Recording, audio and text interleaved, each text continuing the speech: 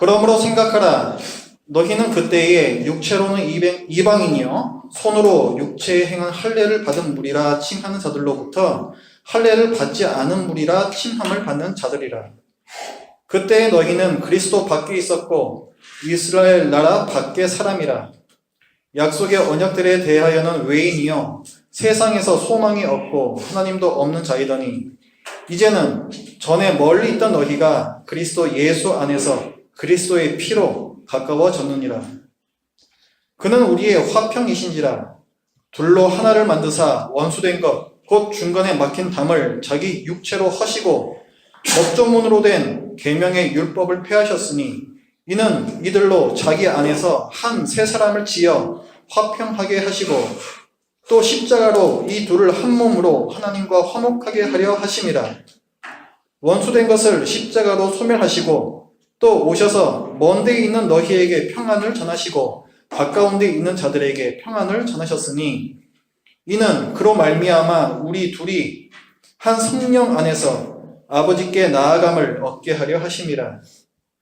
그러므로 이제부터 너희는 외인도 아니요 나그네도 아니요 오직 성도들과 동일한 시민이요 하나님의 권속이라.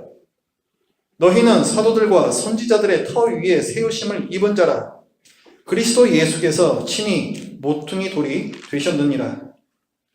그의 안에서 건물마다 서로 연결하여 주 안에서 성전이 되어가고 너희도 성령 안에서 하나님이 거하실 처소가 되기 위하여 그리스도 예수 안에서 함께 지어져 가느니라. 아멘. 모 방송국에서 하는 프로그램 중에 한 끼 줍쇼라는 프로그램 혹시 보십니까? 한 끼 줍쇼 알고 계세요? 유명 연예인들이 가정집에 다짜고짜 찾아가가지고 밥 달라고 하는 거예요. 그 프로그램 제목만큼이나 참 비굴한 모습들이 많이 나오는, 그래서 그 재미가 있는 프로그램입니다. 가정집에 들어간다는 게 쉬운 일이 아니에요. 번번이 퇴짜를 맞죠, 이 사람들이. 왜 퇴짜를 맞겠습니까? 가정이라는 곳은 사실 그 가족들, 혈연 공동체의 가장 작은 단위잖아요.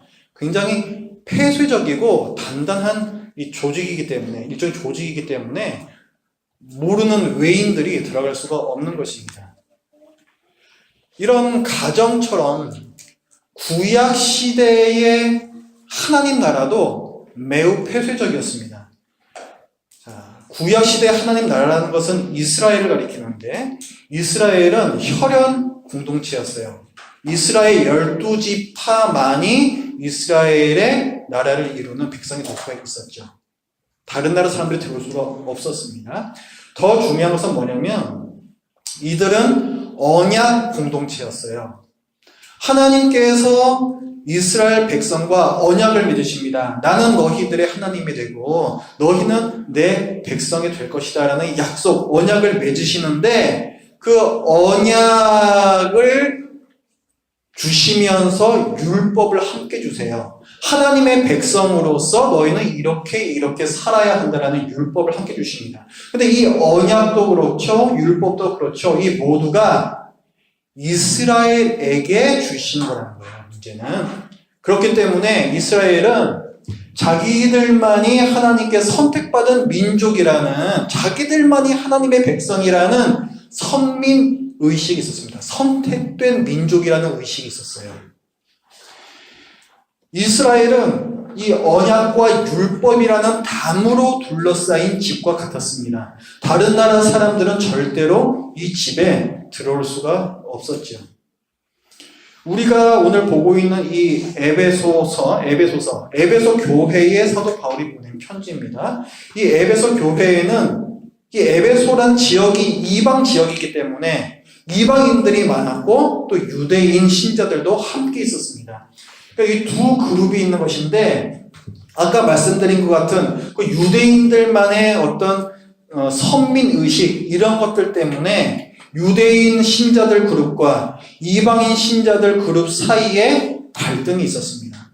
뭔가 섞이지 못하는 담이 있었다는 거예요.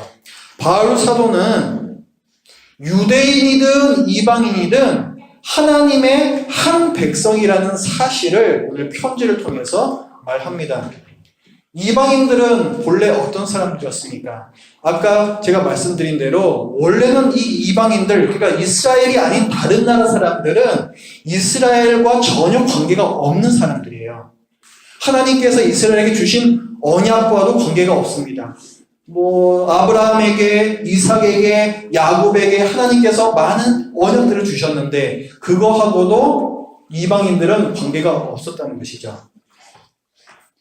유대인들이, 이 이스라엘 사람들이 기다리고 있는 메시아가 있습니다. 이 메시아하고도 이방인들은 상관이 없다라고 유대인들은 생각을 했어요.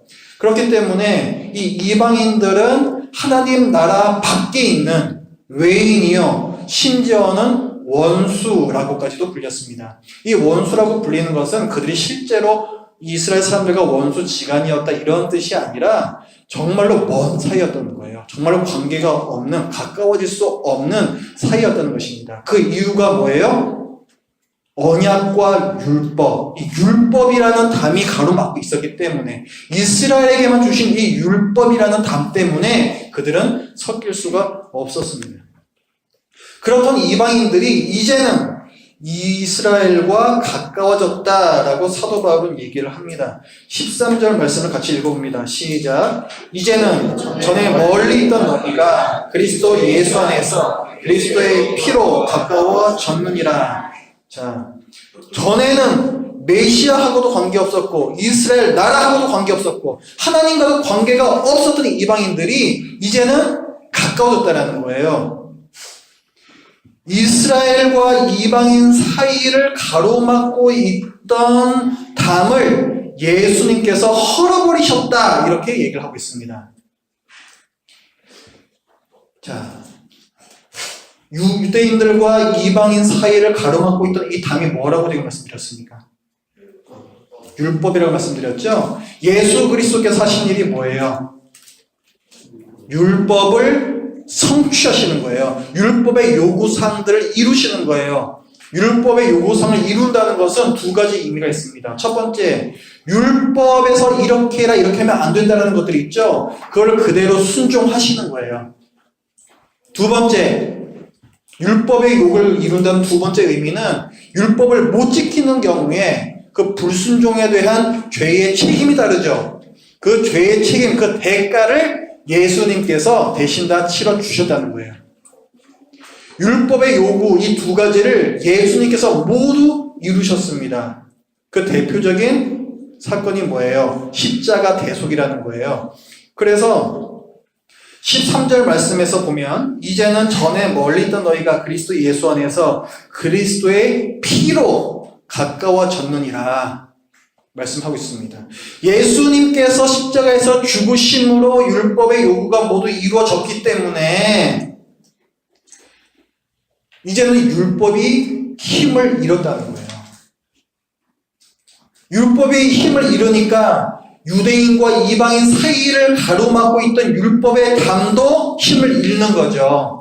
이제는 율법의 질서가 아니라 믿음의 질서로 들어가는 겁니다. 예수 그리스도를 믿으면 유대인이건 이방인이건 다 관계가 없어요. 예수 그리스도를 믿음으로 말미암아서 하나님의 백성이 되는 그 믿음의 질서로 들어간 것입니다. 그렇기 때문에 율법의 담이 그리스도 예수로 인해 허물어지는 거죠. 예수님께서는 전에는 갈라져 있었던 둘이었던 유대인과 이방인을 하나로 만드셨습니다. 14절 말씀 보십시오. 그는 우리의 화평이신지라. 여기서 우리라는 것은 유대인과 이방인을 뜻하는 거예요. 그래서 제가 읽어보겠습니다. 둘로 이 유대인과 이방인을 하나를 만드사 원수된 것 곧 중간에 막힌 담을 자기 육체로 허시고. 이해가 되시죠? 또 15절에서도 보십시오. 법조문으로 된 계명의 율법을 폐하셨으니, 자, 예수님께서 허신 담이 뭔가를 여기서 명확하게 보여주죠. 15절에서 법조문으로 된 계명의 율법, 그 율법의 담을 허물어 보셨다. 폐하셨으니 이는 이들이 누구예요? 유대인과 이방인이에요. 이들로 자기 안에서 한 세 사람을 지어 화평하게 하시고, 저희는 원수까지라고 여기었던 이 둘 사이에 화평을 이루셨다는 거예요. 평화를 이루셨다는 겁니다. 그래서 한 세 사람, 하나의 큰 덩어리로 만드셨다는 거예요. 자, 지금 예수님께서 하신 얘기를 바울 사도가 얘기를 했죠. 뭘 얘기했어요? 전에는 유대인과 이방인들이 완전히 분리가 된 따로따로였는데 그것을 하나로 만드셨다. 그걸 좀 얘기를 했죠. 유대인과 이방인을 하나로 만드신 거예요. 그 다음에 이어서 바울이 또 얘기합니다. 그렇게 하나가 된 이 덩어리를 이번에는 예수 그리스도께서 하나님과 화목하게 만드셨다. 이것을 얘기를 합니다. 16절 말씀을 같이 읽습니다. 시작. 또 십자가로 이 둘을 한 몸으로 하나님과 화목하게 하려 하심이라. 원수된 것을 십자가로 하시고. 그렇죠? 자, 십자가로 이 둘을 한 몸으로 만들었어요. 유대인과 이방인을. 그 다음에 뭐라 그래요? 그것을 하나님과 화목하게 하려 하심이라. 한 몸으로 만든 다음에 그 덩어리를 하나님과 화목하게 만드셨다. 이렇게 얘기를 합니다. 자, 이건 무슨 의미가 있습니까? 구약 시대에는요, 이스라엘 백성들이 하나님의 백성이잖아요. 근데 그들이 아무리 하나님의 백성이라고 해도 하나님 앞으로 나아갈 수가 없었습니다. 여전히 그들은 죄를 지었기 때문에, 죄인이기 때문에 거룩하신 하나님 앞으로 나아갈 수가 없었어요. 그래서 하나님께서 두신 제도가 뭡니까? 제사장 제도라는 거예요. 제사장 중에서도 대제사장만 그것도 1년에 단 한 번 대속죄일이라고 부르는 날 그 하루에 하나님께서 계신다라고 하는 성전 안에 지성소까지 들어갈 수가 있었습니다. 그날 제사장 한 사람을 제외하고는 아무도 그 어떤 때라도 하나님을 만날 수가 없었어요. 그러니까 여전히 하나님과 사람 사이에는 넘어갈 수 없는, 접근할 수 없는 두꺼운 벽이 있었다는 것이죠. 이 두꺼운 벽의 원인은 사람의 죄입니다. 사람은 죄인이고 하나님께서는 죄인에게 진노하시기 때문에 하나님 앞으로 사람이 나아가게 될 때에는 죽임을 당하게 됩니다. 하지만 예수님께서 십자가의 대속 사역을 통해 사람들의 죄를 모두 말끔히 그 대가를 친히 감당해 주시는 그 사역을 통하여서 이 문제가 해결이 되었기 때문에 이제 사람들은 그 예수 그리스도를 믿는 사람들은 누구나 언제라도 하나님 앞으로 직접 나아갈 수 있는 길이 열렸습니다. 예수님께서 유대인이건 이방인이건 할 것 없이 이 모든 사람들을 하나님과 화평케 하신 거예요. 예전에는 진노를 받는 존재였는데 이제는 화평케 좋은 관계로 맺어주신 겁니다. 17절과 18절 말씀이 그 말씀인데 함께 읽어봅니다. 17절부터 시작. 또 오셔서 먼데 있는 너희에게 평안을 전하시고 가까운 데 있는 자들에게 평안을 전하셨으니 이는 그로 말미암아 우리 둘이 한 성령 안에서 아버지께 나아감을 얻게 하려 하심이라. 17절에 먼데 있는 너희는 누구겠습니까? 이방인이에요. 그 다음에 가까운 데 있는 자들은 이건 누구겠습니까? 유대인을 말하는 거예요. 그러니까 이 모두에게 평안을 전하셨다 이렇게 말씀을 하죠. 그래서 그로 말미암아 예수 그리스도로 말미암아 우리 둘이 유대인이나 이방인이나 한 성령 안에서 하나를 계속 강조를 해요. 우리는 하나라는 거죠. 한 성령 안에서 아버지께 나아감을 얻게 하려 하십니다. 그 권세를 얻었다는 거예요. 아버지께 친히 나아갈 수 있는 권세를 얻었다는 것입니다. 그래서 19절 말씀에 보면은 이제 유대인은 물론이고 이방인들도 더 이상 하나님의 나라 바깥에 있는 사람이 아니라고 말합니다. 너희는 외인이 아니요 나그네도 아니요 하나님의 성에 속한 시민이요 하나님의 집에 속한 권속이다. 권속이라는 것은 가족이란 말입니다. 가족. 하나님의 가족이라는 거예요. 예수 그리스도께서 이 모든 일을 이루셨다. 사도 바울은 얘기를 합니다.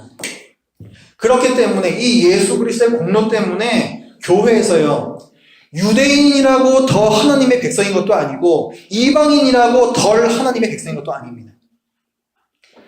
21절 말씀을 보면은 그의 안에서 예수 그리스도 안에서 건물마다 서로 연결하여 주 안에서 성전이 되어간다 그랬어요. 유대인들의 건물, 이방인들의 건물 이것이 분리된 게 아니라는 거예요. 그것들이 다 예수 그리스도 안에서는 다 이것이 연결이 되어서 하나의 전체의 큰 성전이 된다는 것입니다. 이게 뭐예요? 신약 시대의 교회인 거예요. 여러분, 하나님께서 많은 일들을 지금까지 행해 오셨잖아요.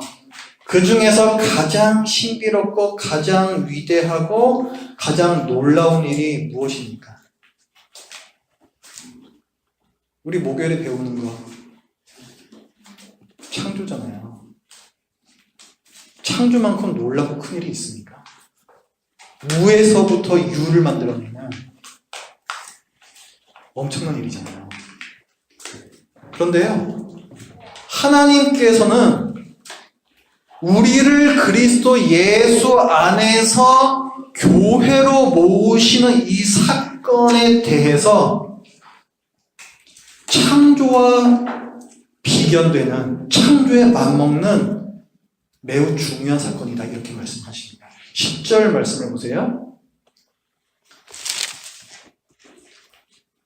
우리는 그가 만드신 바라 그리스도 예수 안에서 선한 일을 위하여 지으심을 받은 자니 이렇게 나오죠. 여기서 지으심이라는 단어, 그 다음에 15절 말씀도 보세요. 법조문으로 된 계명의 율법을 폐하셨으니 이는 이들로 자기 안에서 한 세 사람을 지어 이렇게 나오죠. 그래서 짓는다는 단어가 또 나오죠. 아까 10절에서 또 15절에서 지금 나오는 이 지어, 짓는다는 이 단어가 그 창세기에서 창조하시다 말할 때 쓰는 바로 그 단어입니다. 그 지금 15절 말씀에서 예수님께서 유대인과 이방인 이 둘을 하나로 만드셨다라고 얘기를 하는데 이 하나로 만드셨다라는 이 말씀은 그냥 따로따로 있는 이 유와 유를 그냥 물리적으로 한 군데 모아놓았다 이런 게 아닌 거예요. 재창조를 하신 겁니다. 둘을 완전히 섞어버리는 거예요. 질적으로 변화를 시켜버리시는 겁니다. 동질성을 가진 하나로서 재창조를 하셨다는 뜻이에요. 그게 바로 교회라는 거예요. 자, 하나님께서 지금 교회를 세우신 사건이 우리가 보기에는 아무렇지도 않은데 별거 아닌 듯 생각될 수가 있습니다. 하지만 사도 바울은 또 성경은 절대 그렇지 않다라고 얘기를 해요. 한번 시야를 한번 넓혀서 한번 생각을 해보겠습니다. 하나님께서 지금 뭐 하고 계시는 것 같아요? 지금 뭐 유대인들과 이방인들을 뭐 하나로 만드시고 또 그들을 하나님과 또 관계를 또 화평케 만드시고 하나의 교회를 만드시고 지금 이런 일을 하시잖아요. 하나님께서 지금 무슨 일을 하고 계시는 것 같아요? 6절 말씀을 한번 보시죠. 자, 같이 읽어볼까요? 시작. 또 함께 일으키사 그리스도 예수 안에서 함께 하늘에 앉히시니 누구를 그렇겠다는 거예요? 그 윗절에 나오죠? 누구를? 허물로 죽었던 우리를 일으키시고 그리스도 예수 안에서 함께 하늘에 앉으셨다 그랬죠? 앉는다라는 것은 무슨 의미가 있습니까? 하늘에 앉는다. 무슨 의미가 있습니까?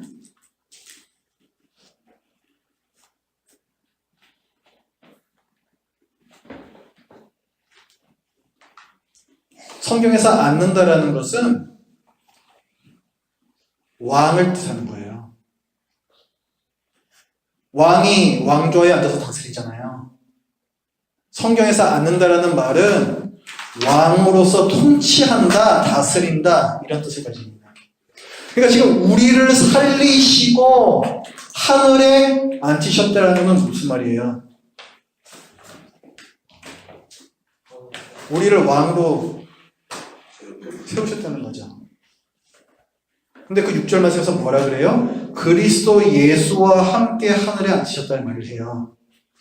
우리가 그리스도와 함께 세상을 다스린다라는 의미입니다. 중요한 건 뭐냐면은 이 앉히셨다라는 이 단어가 지금 과거형이라는 거예요. 나중에 천국이 완성이 되면은 그때 너희들이 다스리게 될 거야 이걸 말하는 게 아니라 이미 너희를 앉혔다. 너희는 이미 이 세상을 그리스도와 함께 다스리고 있다. 이것을 말하고 있습니다. 근데 여러분 그런 경험을 하세요? 그게 경험이 됩니까? 세상 다스리다가 오신 분, 왕으로서. 없잖아요. 무슨 말일까요?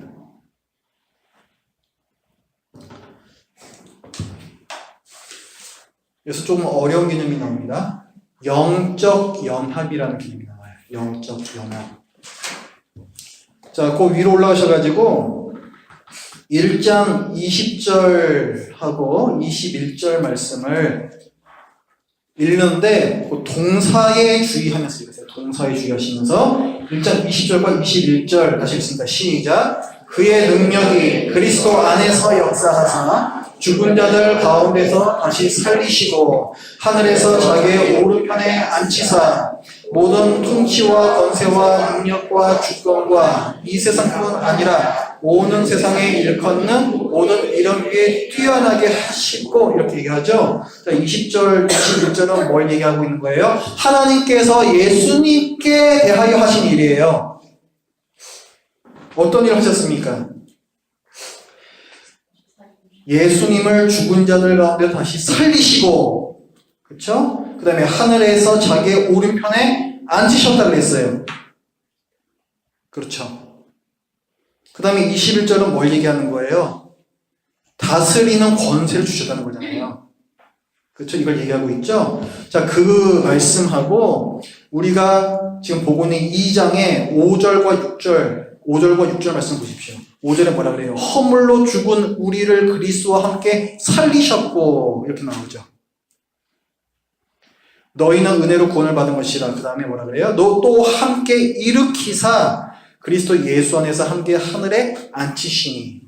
지금 여기 쓰인 단어가요. 아까 우리가 1장 20절부터 나왔던 그 예수님께 하나님께서 하신 일 이거와 동일한 단어가 여기서 반복이 됩니다. 우리는 죽음의 경험이 없잖아요. 죽은 자들 가운데서 다시 살아난 경험도 없잖아요. 하늘로 올라간 경험도 없고요. 예수님 옆에 앉은 경험도 없어요. 이 세상 다스리는 경험도 없다고요. 그런데 우리에게 그 일이 일어났더라고 그래요. 무슨 말이에요? 이 일은 다 예수님께서 겪으신 일인데 우리가 영적으로 예수님과 하나가 되어 있기 때문에 우리도 그 일을 겪은 거나 마찬가지다. 실제로 그 일이 우리에게도 일어났다. 이것을 말하는 것입니다. 이것이 영적 연합이라는 개념이에요.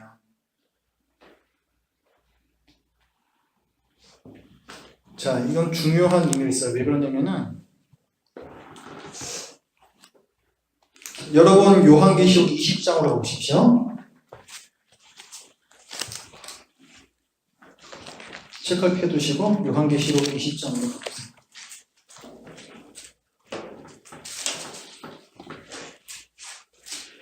우리 눈에 보이지 않는 영적인 세계에서 어떤 일이 지금 일어나고 있는가를 우리가 계속 좀 볼 겁니다.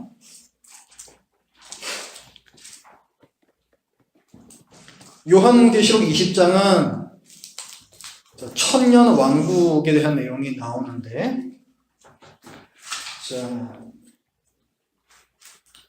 내용은 그런 거예요. 성도들의 영혼이 예수님과 함께 천년 동안 이 세상을 다스리는 내용이 여기 나옵니다. 자, 한번 보세요. 20장 2절을 보십시오. 용을 잡으니 곧 옛뱀이요 마귀요 사탄이라 사탄이라 잡아서 1000년 동안 결박하여 무저갱에 던져 넣어 잠그고 그 위에 임봉하여 1000년이 차도록 다시는 만국을 미혹하지 못하게 하였는데 그 후에는 반드시 잠깐 노일이라. 자, 사탄 마귀가 어떻게 돼 있다는 거예요? 어떻게 돼 있어요? 어떻게 됐다고요? 결박되어서 무저갱에 던져졌다고요. 힘을 못 썼다는 얘기잖아요. 그 일이 일어날 거라는 거예요? 일어났다는 거예요?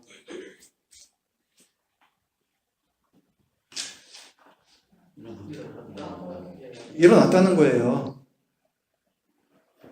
그 다음에 4절부터 또 계속 보세요. 또 내가 보좌들을 보니, 보좌, 왕좌가 나오죠?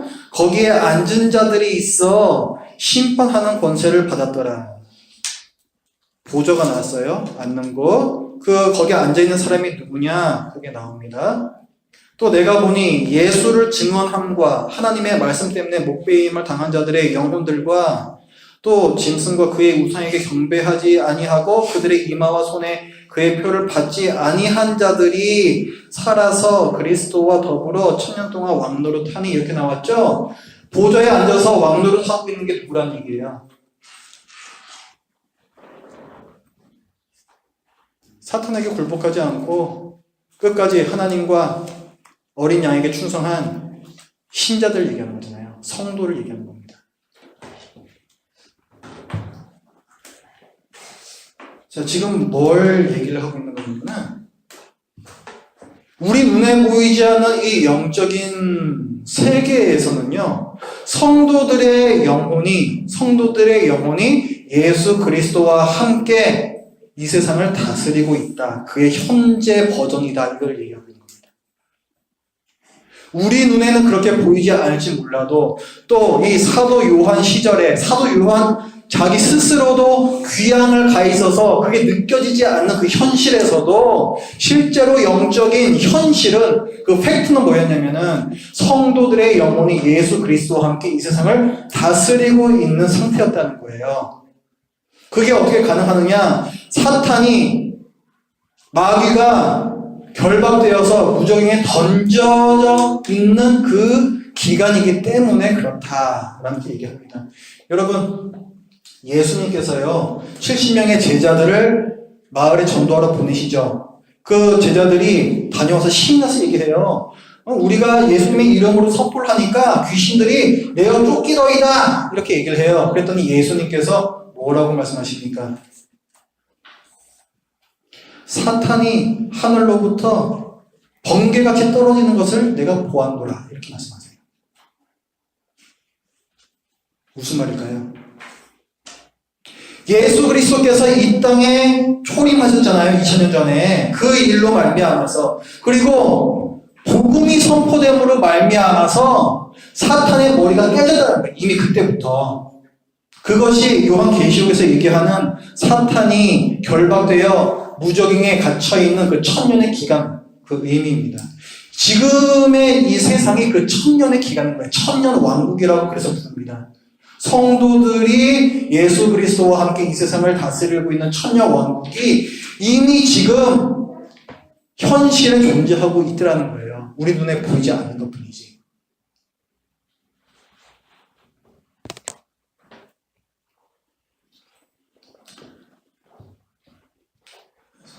요 요한계시록 20장 계속 이어지는 부분을 보면요, 이제 1000년이 지난 후에 사단 마귀가 이 무저갱에서 놓인다.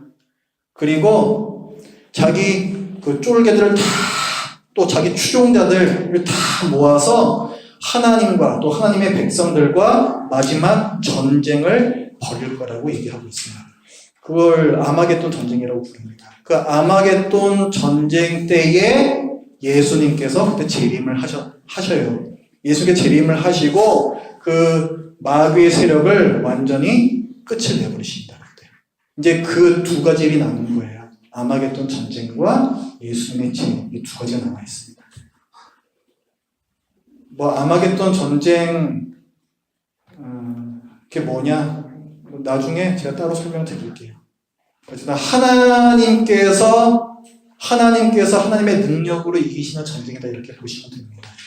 전혀 사람의 힘으로 이기는 전쟁이 아니라 하나님께서 하나님의 능력으로 승리하시는 그 전쟁을 상징적으로 아마겟돈 전쟁이라 그래요.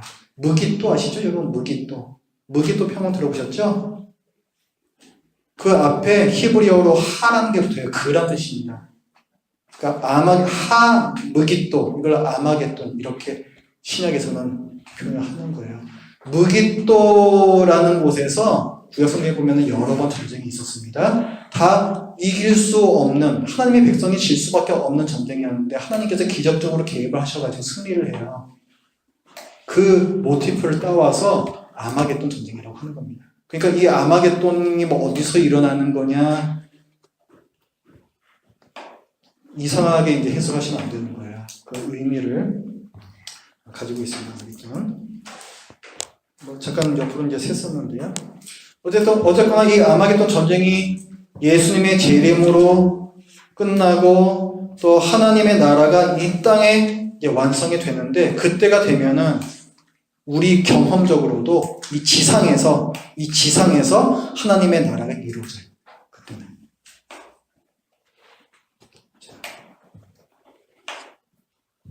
자, 지금 이 내용하고요. 오늘 에베소서 내용하고 이제 연관을 짓습니다.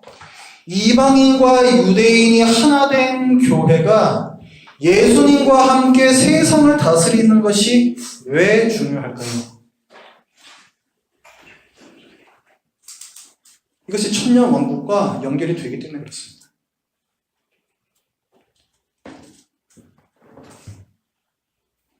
여러분, 창세기 1장에서요. 하나님께서 사람을 만드신 목적이 나오죠.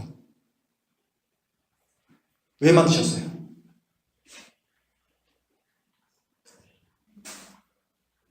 창세기 1장 26절 펴보세요.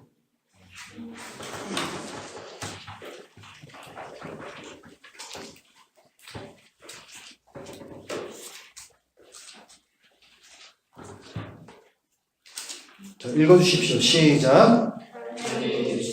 우리의 형상을 따라 우리의 모양대로 우리가 사람을 만들고 그들로 바다의 물고기와 하늘의 새와 가축과 온 땅과 땅에 기는 모든 것을 다스리게 하자. 이것이 사람을 창조하신 목적이죠. 그 다음에 그 밑에 절 28절을 보시면은 그 목적 그대로 사람에게 명령을 하십니다. 28절도 같이 읽습니다. 시작. 하나님이 그들에게 복을 주시며 하나님이 그들에게 이르시되 생육하고 번성하여 땅에 충만하라. 땅을 정복하라. 바다의 물고기와 하늘의 새와 땅에 움직이는 모든 생물을 다스리라 하시니라. 자, 이게 지금 아담에게 주신 명령이죠. 어때요? 하나님의 계획과 하나님의 명령, 인간을 향한 하나님의 목적이 뭐라는 거예요? 이 세상을 다스리게 하는 거란 말이에요. 아담에게는 이런 사명이 있었습니다. 인류의 대표로서 하나님께 순종할 때 그는 그 공로를 인정받아서 자기 후손들 전 인류가 되겠죠. 우리가 되겠죠. 우리를 세상을 다스리는 그 복된 자리로 데려가는 그 사명이 아담에게 있었어요. 근데 아담이 그 순종에 실패했죠. 선악과 그 열매를 따먹지 말라는 그 순종의 시험에 실패했습니다. 이 실패 때문에 하나님께서 가지셨던 애초의 계획이 망가지게 되는 거예요. 사람을 통해서 이 세상을 다스리게 하시려는 그 계획이 지금 망가지게 된 겁니다. 그래서 하나님께서는 두 번째 아담, 그의 아들이신 예수님을 이 땅에 보내셔서 아담이 하지 못했던 완전한 순종을 하게 하시고 그 공로를 힘입어서 예수 그리스도를 머리로 하는 신자들을 이 세상을 다스리는 자로서 세워가신 거예요.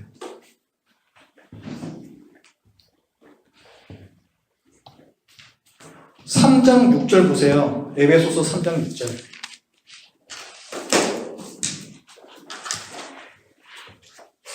신자들에게 회복된 권세, 이 세상을 다스리는 권세, 이 세상을 하나님께서 맡기신 거잖아요. 상속자란 말이에요. 상속자. 그 개념을 그래서 사도 바울이 얘기를 해요. 3장 6절 같이 읽습니다. 시작. 이는 이방인들이 복음으로 말미암아 그리스도 예수 안에서 함께 상속자가 되고 함께 지체가 되고 함께 약속에 참여하는 자가 됩니다. 이 큰일이 예수 그리스도를 통해서 이루어졌다는 것입니다. 사람의 창조 목적이 뭐라 그랬어요? 사람의 창조 목적이 세상을 다스리게 하는 거라 했죠. 하나님께서는요, 예수님을 보내셔서 새 사람을 지으셨어요. 새 사람. 이방인과 유대인이 하나가 되어 있고 그 머리가 예수님인 그 거대한 사람을 상상을 해보십시오. 그 하나가 된 새 사람을 지으셔서 이 세상을 다스리게 하신다는 거예요. 요한계시록에서 봤던 그 보좌에 예수 그리스도와 함께 앉아 이 세상을 다스리고 있는 성도들 일맥상통하는 겁니다. 다. 그래서 오늘 2장에 15절에서 이렇게 얘기하잖아요. 법조문으로 된 계명의 율법을 폐하셨으니 이는 이 둘로 자기 안에서 한 새 사람을 지어 이렇게 나오잖아요. 짓는다는 게 창조란 말씀이야. 창조란 단어를 제가 말씀드렸죠. 새 사람을 창조하신 거예요. 새 사람을 창조. 왜? 첫 번째 사람이 그 창조 목적에 실패했기 때문에 이 거대한 일이 지금 일어나고 있다는 것입니다. 하나님께서 유대인, 이방인 할 것 없이 모든 민족, 전 인류에서 그 사람들을 모아서 이 거대한 하나의 새 사람을 지으신 일이 왜 하나님께서 태초에 천지를 창조하신 이 일과 비견되는지, 왜 이 교회를 세우신 것이 그토록 위대한 일인지 좀 감이 잡히십니다.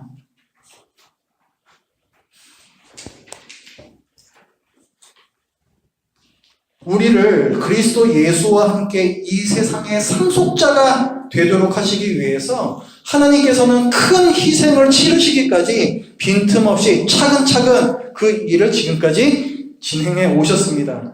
오늘 본문에서 이 삼위 하나님의 열심을 보세요. 13절부터 한번 보십시오. 이제는 전에 멀리 있던 너희가 그리스도 예수 안에서 그리스도의 피로 가까워졌느니라. 14절 그는 우리의 화평이신지라 둘로 하나를 만드사 원수된 것 곧 중간에 막힌 담을 자기 육체로 그 희생을 통해서 허시고 15절 법조문으로 된 계명의 율법을 폐하셨으니 이는 이들로 자기 안에서 예수 그리스도 안에서 한 세 사람을 지어 화평하게 하시고 16절 또 십자가로 그 십자가 그 고통과 그 치욕의 그 자리를 통해서 이 둘을 한 몸으로 하나님께 화목하게 하려 하십니다. 원수된 것을 십자가로 소멸하시고 또 18절에 뭐라 그래요? 이는 그로 말미암아 예수 그리스도로 말미암아 우리 둘이 한 성령 안에서 아버지께 나아감을 얻게 하십니다. 여기는 삼위 하나님이 다 나와요.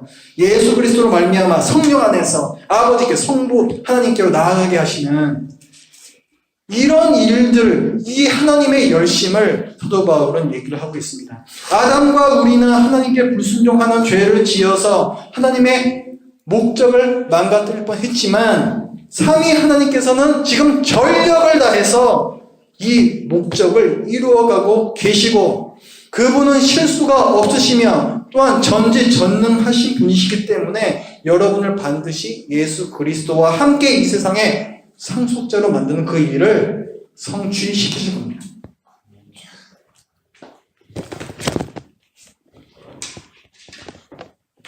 안 믿는 사람들이 그런 말을 하더라고요. 교회 다니는 사람들은 참 불쌍하다. 이렇게 쉬는 날에도 쉬지도 못하고 그 재미도 없는 교회 가가지고 시간 버리고 참 걔네 참 불쌍하게 산다. 교회는 귀찮은 존재일까요? 안 믿는 사람, 모르는 사람들은 그런 말 할 수 있습니다. 그런데 혹시 성도인 여러분들마저 그런 생각을 혹시 하십니까?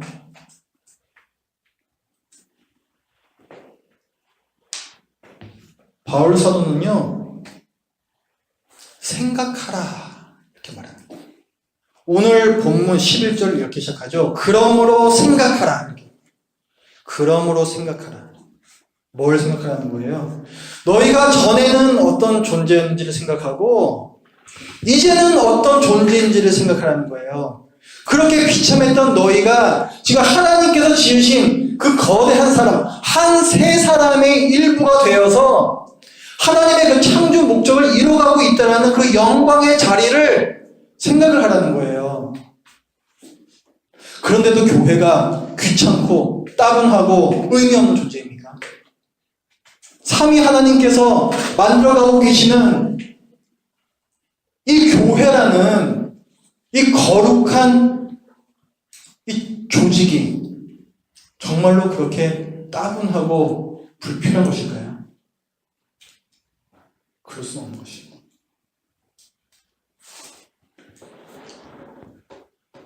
우리는요, 생각해야 됩니다. 제가 늘 말씀드리죠. 기독교는 우리 지성을 무시하지 않는다고요. 우리가 지성을 무시하면은